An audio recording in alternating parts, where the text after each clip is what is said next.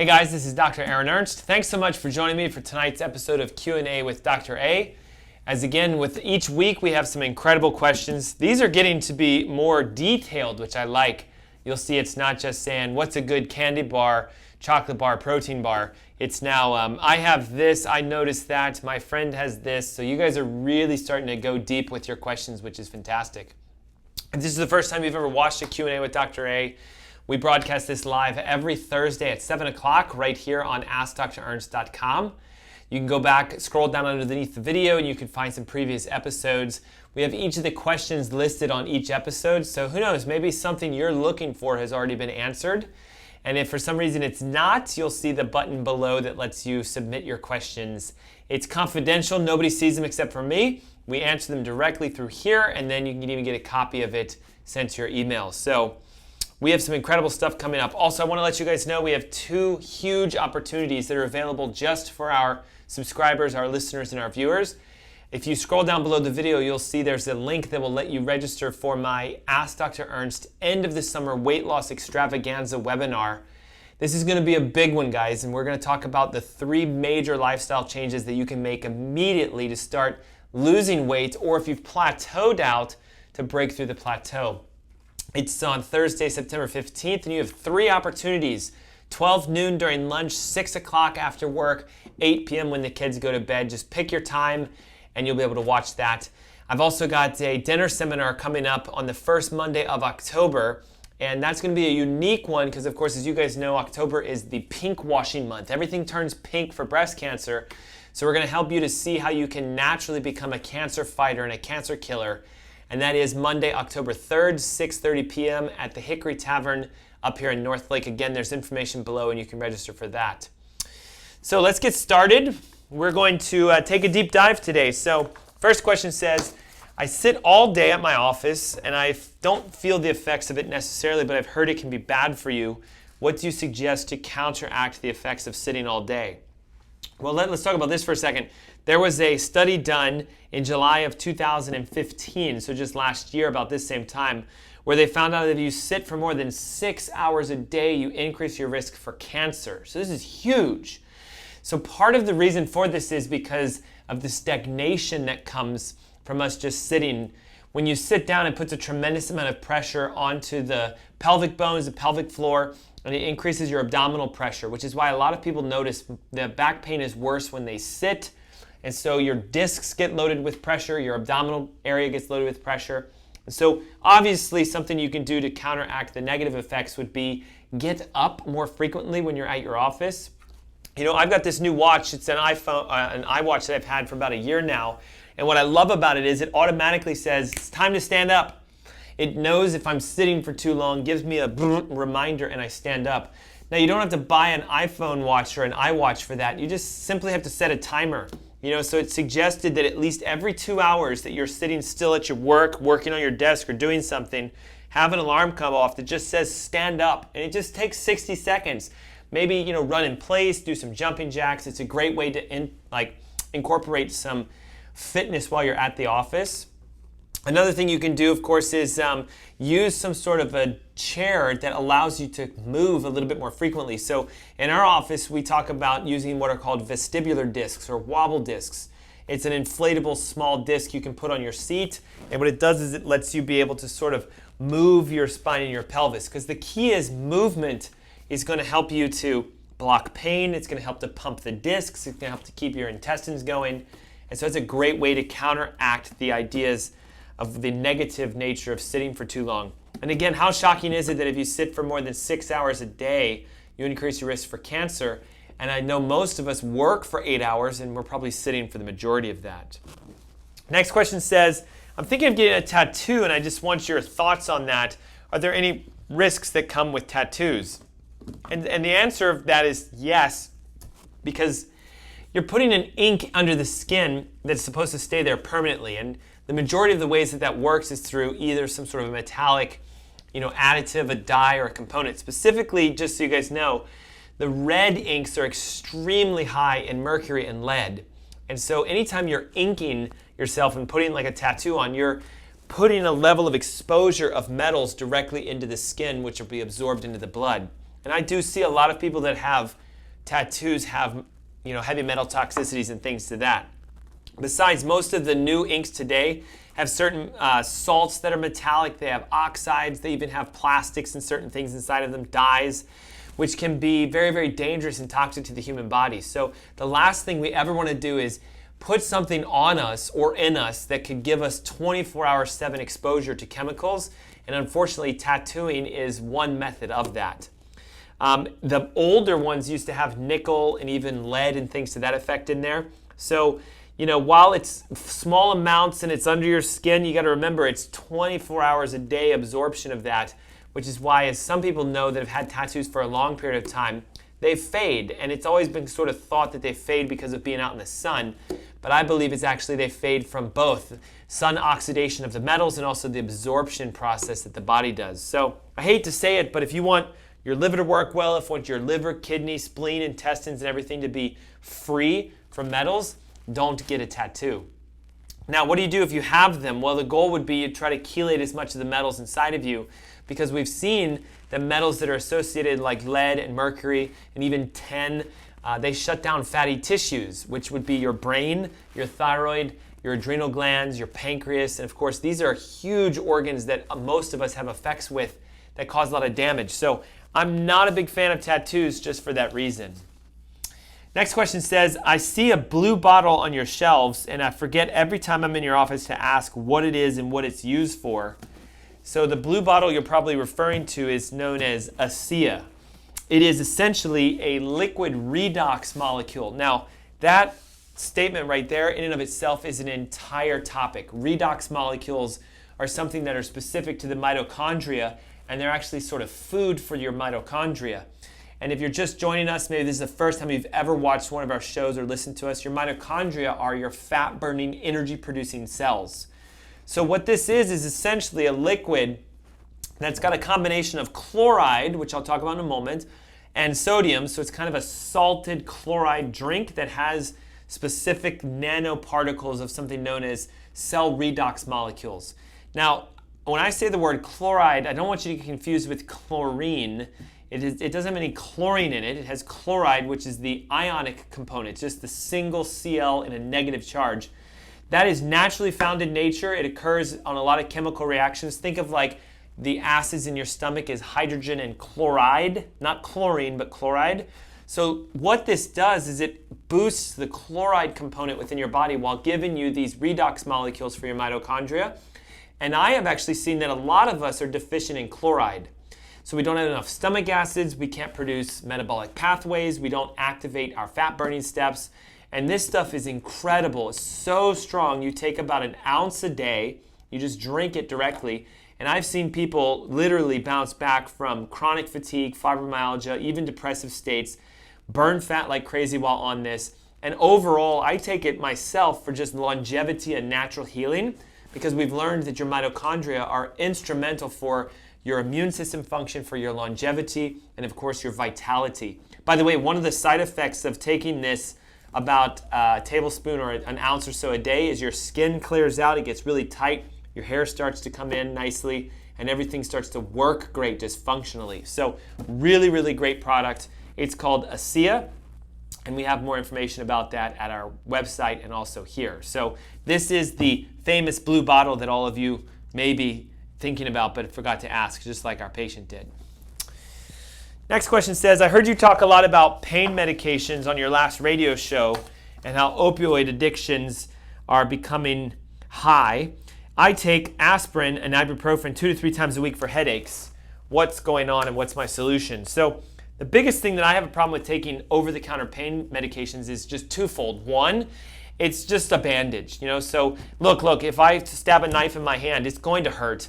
And if I take enough aspirin, I might not be able to feel that, but it doesn't address the fact that there's a knife in my hand.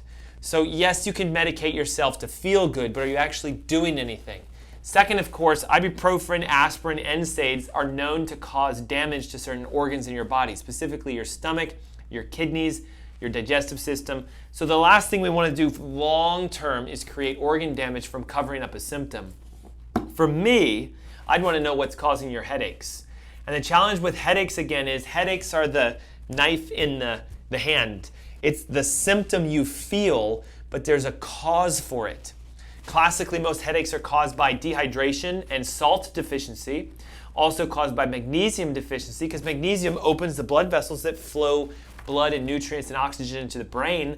So if your brain is deprived of fluids, food, and blood, it starts to sort of pulse and ache and swell, and you can get a headache from that. So that would be the magnesium deficiency. Same thing with being chronically dehydrated. You'd be amazed, about 75% of Americans are chronically dehydrated, and the number one side effect of chronic dehydration is headaches and constipation. And guess how many of us aren't going very frequently, which is probably also causing headaches. So to answer your question, the only reason I'm against using pain pills is not because I don't want you out of pain, it's because it's a superficial approach and you're not addressing the core reason.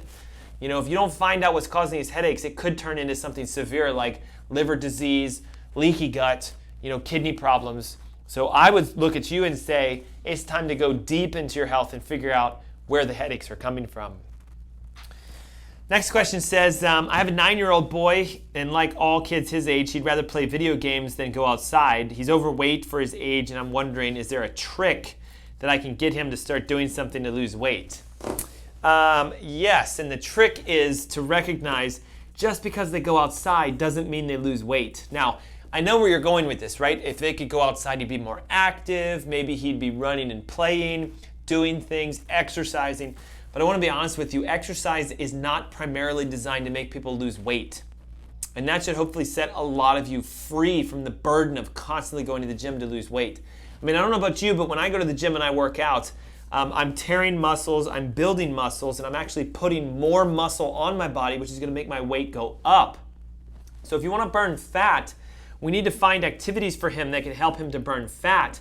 And while, yes, video games, yes, sedentary, and it's, nothing really connected with nature, let's look at things that can help him to burn fat faster. And for you especially, mom or dad, whoever's asking this, you need to be the example for him. So I hate to say this, but chances are if he's slightly overweight, you are probably slightly overweight. And I hope that doesn't sting too much, but our kids mirror our patterns. So maybe you need to cut some sugar out of your diet and stop eating processed foods and grains and wheat. And will there be a time that they say, oh, I don't want to eat this? Of course. But there will be a point when hunger will override his desire to not want to eat your healthy meal. When kids are hungry enough, they'll pretty much eat anything. So you need to be the example to them. You said he's 9, so there's nothing wrong with, cutting back fruits and grains and getting rid of carbs and going with my cellular healing diet, which will work greatly. Exercise is important, but you got to understand partly the reason why they play video games is that they're getting entertainment out of them. It's fun for them to do that. So try to find out some things that are fun to do outside. And usually you can find out the kinds of video games that they play to let that give you an example of what to do outside. So, I hate to say it, but if it's a lot of like shooting games and first action, stuff where they're going around and military games and things like that, why don't you take him to do some paintball with you? But here again, it requires you to get involved in your kid's life. So find what he's doing with these video games and try to come up with a natural activity for that that's outside. If he likes to, play those sports games like snowboarding and skiing and stuff like that, chances are he probably likes to do that. If it's racing or some sort of cars, find a way to do something like that and get him outside. And again, just remember, it's more about you and what you can do for your kids because they will, mirror and monitor you and the activities that you like to do. So hopefully that helps to answer that question. Next question says, why is sea salt better than table salt? Short and sweet, so I like it, but it's a loaded question. The reason table salt is so dangerous is because it's not a naturally occurring salt. You don't go out in nature and find sodium chloride just laying around. Believe it or not, table salt is made from taking natural rock salts or natural salts and literally scorching it at 1,200 degrees Fahrenheit. Now, all naturally occurring salts will be loaded with minerals and nutrients and things to that effect. And so they actually know that when you take, say, a rock salt and you cook it at 1,200 degrees, you burn off almost all of the minerals except for sodium and then the chloride, which naturally occurs inside of it to balance out the positive charge from the sodium. So table salt is cooked salt. It also comes from crude oil flakes. So they take crude oil flakes scorch it, and then you have salt left over. So that's partly why I'm not a big fan of it, because it's not a naturally occurring salt. Now, why is sea salt better? Because it's a naturally occurring salt. The way you make sea salt is you take ocean water, you lay it out on really thin sort of plates, you let the sun dehydrate the water out, and you have all the salt caked behind it. Himalayan salt, for example, is mined out of a mountain, typically in the Himalayan mountains of Tibet or something to that effect, Pakistan. That salt is usually pink because it's loaded with iron and other kind of oxides and minerals, and that's why the salt is so good for you, because it's not only salty to taste, but it has minerals that are essential for you. You know, we can't produce a lot of the minerals that you've got to get out of the earth, so I'm a big fan of the mineral salts like Himalayan, the sea salts like the Celtic, and the other salts that we can use that are natural. The other thing is most of us are salt deficient. Believe it or not, what your doctor wants you to know of, you have too much salt, that's why you have high blood pressure and everything else, is probably true only with table salt. So you can't really overdose on natural salts because your body uses the minerals, it uses the chloride, it uses the sodium to do things naturally for your body. And in fact, I have seen people's life change when they actually start taking salt as a supplement using either Himalayan or sea salts. So it's the refined processed nature of it that makes it so dangerous. Next question says, your wife, Dr. Sarah, told me I need to stay away from specific paper products when it comes to feminine hygiene, like toilet paper, tampons, paper towels. What's wrong with them in general, and what can I use instead? So here's the thing. You know, when you look at a tree and you slice it open, it typically has kind of a tannish brown color to it. It's very rare that you cut a tree open and it's pure white. So most paper products come from wood pulp, and things to that effect. So a naturally occurring paper towel would be sort of tannish brown. So where does the white come from? Well, it comes from them literally bleaching it, using chlorine or chlorine dioxide to just make it look white. So of course the problem with that is chlorine is very toxic. Now again, there's a difference between chlorine and chloride. Chlorine bleach and things to that effect. Of course it has a sanitization process, it can kill bacteria and things, but chlorine is very toxic to the human body. And I'll ask you a quick question. Where do the majority of these sort of feminine products go? They go around and on mucosal membranes of the body. Some of them go up into the body. So we want to watch out for wiping certain areas or inserting certain things that have this sort of like wood pulp or fiber inside of them that's been bleached because of the chlorine.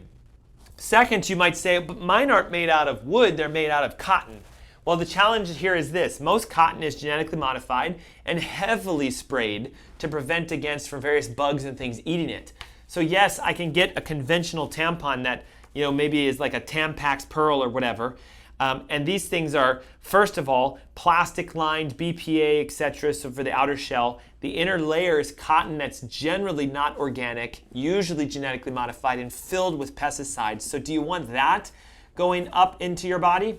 Probably not. So the reason that we're against, if I'll call it against, sort of the traditional, conventional, feminine personal products is because you're exposing yourself typically with lots of pesticides, herbicides, and chemicals. Similar thing when it comes to tissue paper, toilet paper, and even paper towels. You know, when you wipe your hands with a paper towel, you can absorb the chlorine that was used to bleach it. When you wipe mucosal tissues, or you blow your nose, or you put them in your mouth, or whatever we do with them, you're absorbing the components from it. So where do we get the ones that are more natural? Well, 7th Generation makes a product line of products like paper towels and toilet paper, etc., that are non-bleached. They don't use chlorine for that. They also use an organic-based cotton. As far as for feminine products, there is a company, I believe it's called NatraCure, N-A-T-R-A Care, NatraCare, N-A-T-R-A-C-A-R-E. It is more of an organic, pesticide-free sort of feminine product. You can also even look for the organic tampons and organic liners and things to that effect, because again, you don't want to be constantly having something touch your skin, touch your body, touch your mucosal membranes that has chemicals in them. And this doesn't just apply to, say, like paper products or feminine products. We're also looking at it to things like toothpaste and lotions and creams and everything that we put on our body. The number one problem is most of these have chemicals in them that are either obesogens, they activate the obesity genes, they're carcinogens, they activate carcinogenic genes, or they're toxic to the human body, and they're being dumped into fat cells, which is why most of us that have weight loss resistance can't lose weight because we have so many toxins inside. So that's just the starting point, removing all of the conventional sort of chlorinated, bleached products and paper products and switching to something more natural. We definitely want to do that. Next question says, I hear you talk about vitamins and that they need to be in their whole state. If ascorbic acid is not vitamin C, then how do I take vitamin C when all of them are ascorbic acid? And this is a really, really interesting concept. So the best way I can describe it is this. Back in the beginning when we were isolating vitamins, the very first vitamin we found was vitamin A, thus the name A. Then we found the B's and all the B complexes, and then we found C. So we just kind of went A, B, C, D based upon when we sort of discovered these things. When we started to precipitate out vitamin C, it was originally done by just basically taking natural plant-based products and trying to see what is it that's the active component in here. And so this white precipitate came out, and of course, as humans, the first thing we see is, of course, well, there it is, that must be it. And so the first thing that comes out when you precipitate out certain vitamins from, say, citrus fruits and things to that effect is a white powder that is labeled as ascorbic acid. Now, if I have a whole orange and I extract ascorbic acid from it, does that mean that's vitamin C? And by definition, the answer is no. It's a part of the vitamin C complex. It would be the equivalent of saying, I'm going to take a piece of my body out. I'll take my left lung lobe out, and oh, there's the active lung. The active ingredient of this human is everything about them, and that's not the case. Everything works synergistically within the body, just like in vitamins. So the whole C complex is a combination of bioflavonoids, phytonutrients, other kind of chemical actors and activators, and ascorbic acid all together. So when you just take ascorbic acid, it's usually synthetic, number one. It can be very toxic to the human body at high doses, and that's why just taking ascorbic acid is not safe, nor is it actually vitamin C. In definition, you need to get vitamin C in its whole state. So if you're going to take it in a capsule, make sure it says a raw, whole food-based vitamin C, because it'll have everything inside of it. They're usually desiccated fruits and vegetables and things down into a powder, encapsulated or put into a pill, and then you're taking it. Something interesting of note that I just wanted to share, not just for you, but for everybody else. When most people think of where vitamin C comes from, first thought is citrus fruits, lemons, limes, grapefruits, and even oranges. But did you know, for example, that guava has literally 3 times more vitamin C per cup than an orange? You're looking at 376 milligrams of vitamin C in 1 cup of guava, whereas an orange is barely 100. Now take a strawberry and you're going almost at the same level of an orange, but you don't have as much sweetness. There's less sugar in it. So if you ate a cup of strawberries, you're getting the same amount of vitamin C out of strawberries as you are an orange, but an orange has much more fructose. Look at kiwis, for example. Almost double, 2 times the amount of vitamin C in a kiwi than in an orange. And then you even have things like yellow peppers, which has almost the exact same amount of vitamin C as an orange, but there's almost no sugar in it. There's a little bit, but in reference to an orange, there's less. And you also get vitamin C from greens, so like kale and spinach and chard. So in my opinion, if you really want a high quality, whole complex vitamin C, juice, a kiwi, some yellow pepper, some greens, maybe a little bit of an orange to sweeten it up, and there you have a full packed, whole vitamin C complex drink that's better than any vitamin you could buy, especially better than ascorbic acid. So guys, thanks so much for joining us today. Hope you found tonight to be very, very informative. As always, we love answering your questions live here on Q&A with Dr. A. Don't forget, you can join us this Saturday. We have a special web broadcast. There's a football game that's going to preempt my radio show, but I have pre-recorded an entire show just for you, and so you'll get an email with that. So you'll be able to watch that starting this upcoming week. And also I have the Ask Dr. Ernst Weight Loss Extravaganza webinar, which is Thursday, September 15th, 3 times, noon, 6, and 8. Scroll down below the video, you'll find a link where you can actually register for that. It's gonna fill up fast. I can only hold 100 people on that webinar, and I promise you it's gonna be full probably by the time you're finishing out this week. Lastly, again, in October, the first Monday is the 3rd. That's the next dinner with Dr. Ernst. Because October's coming up and all the pink washing's about to begin, we're going to talk about safe, natural, effective methods for you to become a cancer fighter. So if you don't want to get cancer, join me for the dinner. If you have someone, a loved one, a family member, somebody that has cancer and they're looking for a natural solution that's not chemo, radiation, or surgery, invite them to come to that dinner. And there's information below on how you can register for that. Again, dinner is on me. It's 100% included. We can hold about 45 there, and that's also going to fill up very, very fast. So thanks again. I hope you guys have a great night. I look forward to seeing you next week. Bye-bye.